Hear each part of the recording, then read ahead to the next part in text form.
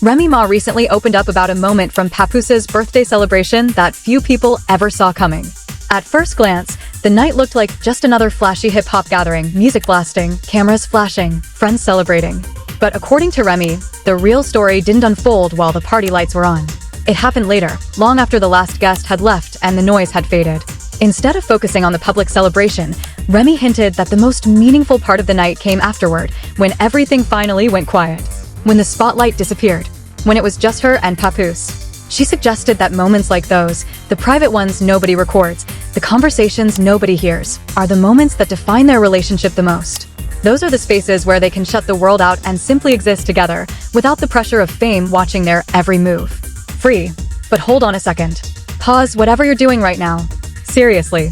Whether you're scrolling, eating, half listening while doing something else, I need your full attention for what comes next. Because the story we're about to unpack isn't just gossip.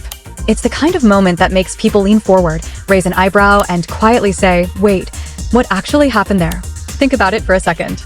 When one of the toughest, most unapologetic figures in hip-hop history, a woman whose entire reputation has been built on strength, defiance, and razor-sharp honesty, suddenly steps forward with a carefully measured explanation about a single private night with her husband, something about that should make you curious. This is not someone known for vague statements. This is not someone who normally tiptoes around details. So when Remy Ma chooses her words carefully, when she offers just enough information to spark questions, but not enough to close the case, you pay attention. You don't scroll past that. You click. You listen. And before you know it, you're sending the video to your friends asking, did you catch this? Because here's the truth about Remy Ma, and I say this with both admiration and a whole lot of curiosity. She doesn't just talk. Every interview, every comment, every sentence she releases into the world carries intention behind it. She's always been strategic, deliberate, calculated in a way that makes people wonder what's really happening behind the scenes. So when she finally decides to address something as specific as the quiet hours after Papoose's birthday celebration, there's almost always a deeper reason for it. And today, we're going to dig into that reason. Stay right here. Grab your drink, settle in, because this story isn't simple. It has layers, complicated ones. And we're going to peel them back one by one slowly until the full picture starts to reveal itself. But before we get there, we need to rewind the clock a bit. Not everyone watching right now grew up memorizing every bar of Ante Up, or followed every headline that came out of the Bronx during the early 2000s. And without that background, it's impossible to fully understand why this moment matters as much as it does. So let's build the foundation first. Let's talk about who Remy Ma and Papoose really are, not just as artists, not just as celebrities, but as a story that has become part of hip-hop culture itself. We'll start with Remy. Reminisce Mackey, better known to the world as Remy Ma, didn't enter the music industry through the usual polished route. There was no carefully manufactured image waiting for her. No corporate team shaping every word before it reached the public. She stepped into hip-hop the old-fashioned way, with pure talent. Her voice carried grit. Her delivery was fearless. And her lyrics had a sharp edge that made even veteran rappers stop and pay attention. Remy came up under the guidance of Fat Joe and the legendary Terror Squad. In a scene dominated by heavy hitters, she quickly proved she wasn't there to play a supporting role. Other female rappers studied her style behind the scenes. Some admired it. Others quietly prepared to compete against it. Her arrival wasn't subtle. It was explosive. The moment she stepped into the spotlight, the industry knew a new force had arrived, and it couldn't be ignored. But then, just as her momentum was building, life took a dramatic turn. In 2008, everything changed. A legal case erupted that sent shockwaves through the hip-hop community and beyond. Headlines spread quickly, conversations exploded across radio shows and blogs, and suddenly the rising star everyone had been watching was facing a reality far removed from recording studios and award shows. It was the kind of moment that could rewrite a career overnight. And this is exactly where the story takes a turn. Because under normal circumstances, a scandal like that would have ended everything. Careers disappear. Fans drift away. The spotlight fades until the name that once dominated headlines quietly slips out of the conversation. But that's not what happened here. Remy's story moved in a completely different direction. Because one person never left her side. Papoose. And to understand why his presence matters so much, you have to understand the man himself. Let's take a moment and talk about him. Kasim Ryan, better known to the world as Papoose, isn't just another rapper from New York. He's Brooklyn through and through, a lyricist whose reputation was built on razor-sharp wordplay and a stubborn dedication to authenticity that feels almost rare in modern hip-hop. He's not the loudest voice chasing attention. He doesn't reinvent himself every few months trying to ride the next trend. And he definitely isn't someone begging the internet for validation. By almost every account from people who know him, Papoose is the kind of man whose loyalty forces other men to pause and reflect on themselves. And during the years when Remy Ma was behind bars, years that could have shattered both their lives, he did something that stunned people. He stayed. He showed up. He visited. He supported her when the world had already started writing their relationship's obituary. Most celebrity couples don't survive distance. They barely survive bad press. But Papoose did more than stay loyal. He married her while she was still incarcerated. That moment alone became one of the most talked about displays of devotion hip-hop had seen in a long time. People debated it on radio shows, social media exploded with opinions, and suddenly their relationship wasn't just personal anymore. It became symbolic. A story about loyalty that felt almost mythological in an industry known for short memories and shorter relationships. So now you understand why their bond carries real weight. And now you understand why, when Remy Ma decides to speak publicly about a single private night with Papoose, people stop what they're doing and pay attention. Because this is where the investigation really begins. Remy's recent comments weren't just some sweet, harmless love story shared for fans. No, they were precise, carefully layered. And if you've spent enough time watching how celebrities communicate, how they choose their words, what they highlight, and even more importantly, what they deliberately avoid, then you start to notice something interesting. There are gaps in the story. Questions sitting quietly between the lines. Let's look at what she actually said. And then, just as important, what she didn't say. Remy Ma explained that once Papoose's birthday celebration finally wrapped up, after the crowd cleared out, after the music faded, after the social media photos were taken and the party energy finally settled, that's when the real moment began. Her words. The real celebration. She described what followed as something deeply personal. Private. A quiet moment shared between just the two of them, far away from the chaos that comes with living such public lives. She spoke about connection, about loyalty, about honoring the one person who stood beside her through the darkest chapters of her journey. On the surface, it sounds beautiful, right? A love story. But here's the question nobody seems to be asking. Why say it at all? Think about it. When something is truly private, when a moment really belongs only to two people, you don't usually broadcast it to millions of strangers online. You don't build a narrative around it. You don't casually describe it as the real celebration and expect the internet not to start asking questions. Remy Ma didn't accidentally mention this. This wasn't a slip of the tongue. It was deliberate. And in the world of celebrity image strategy, nothing deliberate happens without a purpose behind it. That's where things get even more interesting. Because some of our sources, and yes, we do have sources, people who prefer to stay in the shadows, but who are very familiar with how these situations unfold, believe this perfectly timed personal revelation wasn't just about romance. According to them, there may be another reason Remy decided to open that door. A reason that hasn't been explained yet, which means there may be more to the story than the public has been told. And, trust me, we're only at the beginning. Now picture this for a moment. It's the night of Papoose's birthday celebration. Now picture the scene. According to people who claim they were actually inside the building that night, the venue looked exactly the way you'd expect when a hip-hop power couple like this throws a celebration. The kind of place where the atmosphere feels electric before you even step through the door. Lights glowing, bass vibrating through the floor, and a crowd full of people who understand that when Remy Ma and Papoose walk into a room, they don't arrive halfway, they arrive fully. The music was perfect. The energy was high. And nearly everyone there looked like they had planned their outfit with a camera in mind. Because let's be honest, by 2024, celebrity birthday parties don't exist in private anymore. Every moment becomes content. Every hug turns into a potential Instagram post.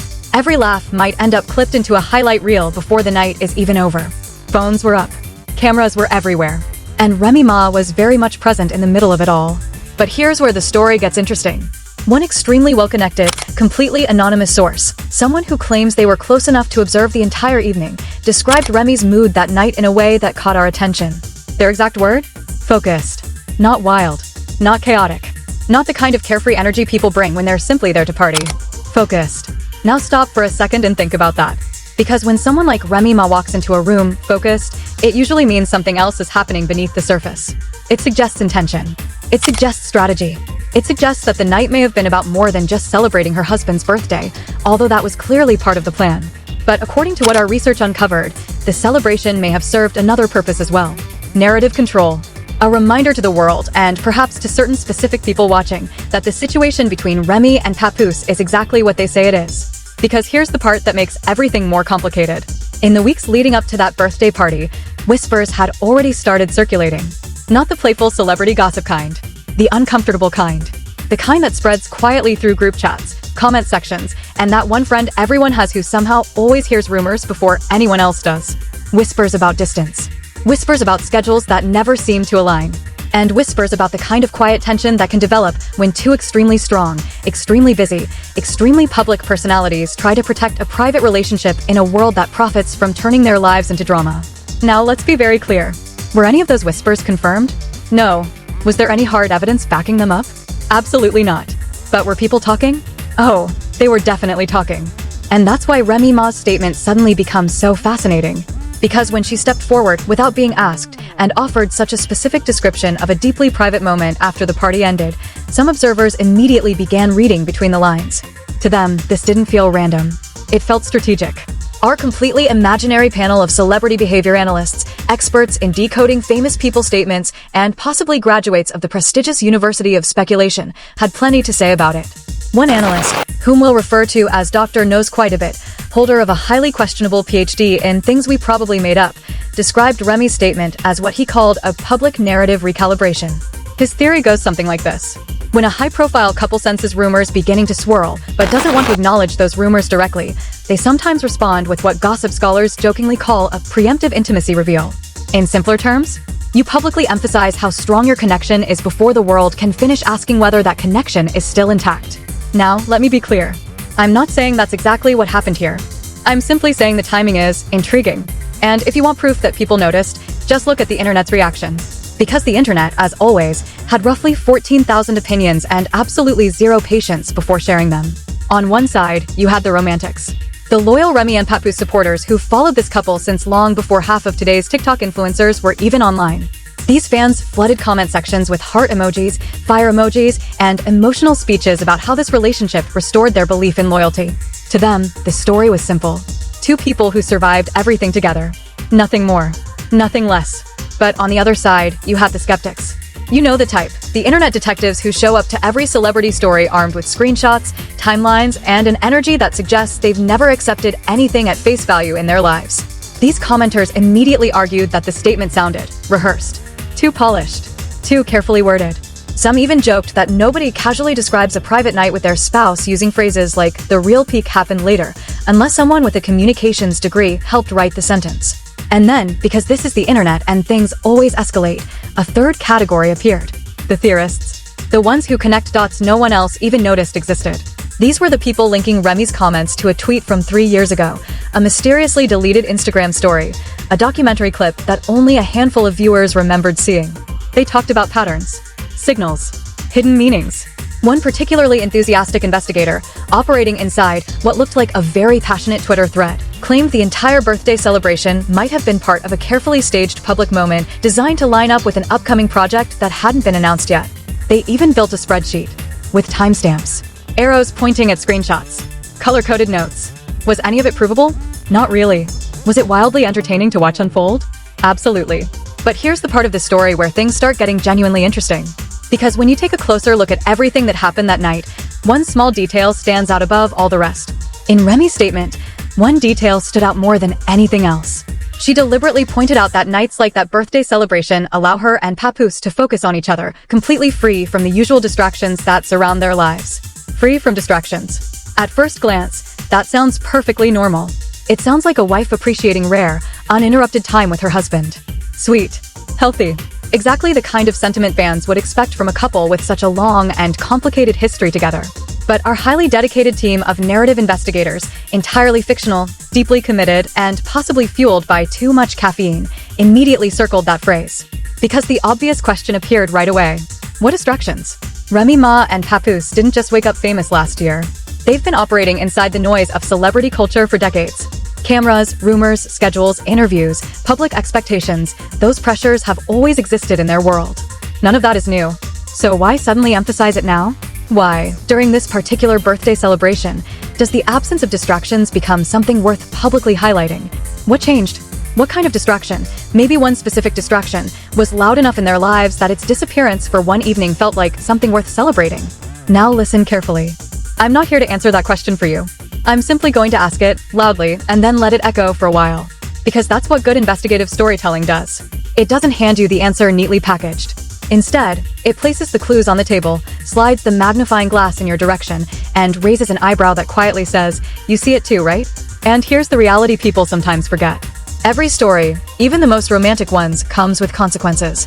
Even when it's wrapped in warm language and decorated with heart emojis. The Remy Ma birthday narrative is no exception.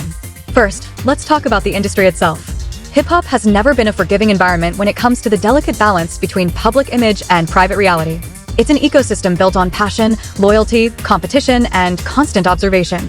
People are always watching. And when someone of Remy Ma's stature decides to speak about their personal life, especially in a carefully crafted way, the entire entertainment machine reacts. Record labels notice. Streaming platforms quietly adjust algorithms. Podcast hosts start scheduling emergency discussions. Think piece writers suddenly clear space in their calendars. Within 48 hours of Remy's comments hitting the public, at least 3 major celebrity commentary channels had already posted deep dive breakdowns analyzing her words. One of those channels, by the way, has a subscriber count so massive it makes the rest of us question our life choices. And the numbers? Massive. Millions of combined views in less than 2 days. Millions of people watching, reacting, arguing, sharing clips with friends. That isn't random. That's cultural gravity. And in the entertainment industry, cultural gravity always comes with a price tag attached. Which leads to the next question, what does all of this mean for Remy and Papoose moving forward? Because there's one truth the entertainment business runs on every single day. Personal narratives and professional strategy are almost never separate. The stories celebrities tell about their lives, the love stories, the redemption arcs, the comeback journeys, aren't just emotional confessions. They're also brand signals. They're audience engagement. They're, in the blunt language of the industry, content. And Remy Ma is far too experienced, far too sharp, and far too aware of how the game works to ignore that reality. So when she steps forward with a carefully worded story about intimacy, loyalty, and the deeper meaning of a birthday night once the party ends, she's not speaking only to fans. She's speaking to the entire industry. Every record executive listening. Every streaming platform executive watching engagement numbers climb. Every potential collaborator, investor, producer, or project partner considering future opportunities. The me still active, still relevant. And the brand she represents, the woman who endured the darkest chapters and returned stronger. The couple whose loyalty survived prison sentences, public scrutiny, and years of pressure. That story still carries enormous value. In fact, that story might be more powerful now than ever. Which brings us to the next layer of this investigation. Because when our completely hypothetical research team started examining what this moment might mean for the future, they uncovered something that made the entire situation even more interesting. Sage between the lines is clear. Remy Ma isn't just a name from hip-hop history. She's still here. Source number 1, who will identify only as someone who once stood near someone else at an industry function where Remy's name floated through the room, hinted that a few creative ventures may already be quietly forming behind the scenes. According to this whisper of a connection, those potential projects would benefit enormously from the public becoming emotionally reinvested in Remy and Papoose as a couple, not just as 2 separate artists moving through the industry. Source number 2 took secrecy to an entirely different level.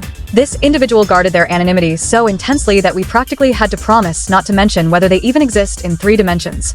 Their interpretation? What we might be seeing is the continuation of a slow, deliberate, emotional narrative, one that has allegedly been unfolding piece by piece for months. In that interpretation, the birthday night statement wasn't random at all. It was simply the newest chapter in a story that has been quietly building in plain sight. Source number 3 technically never existed.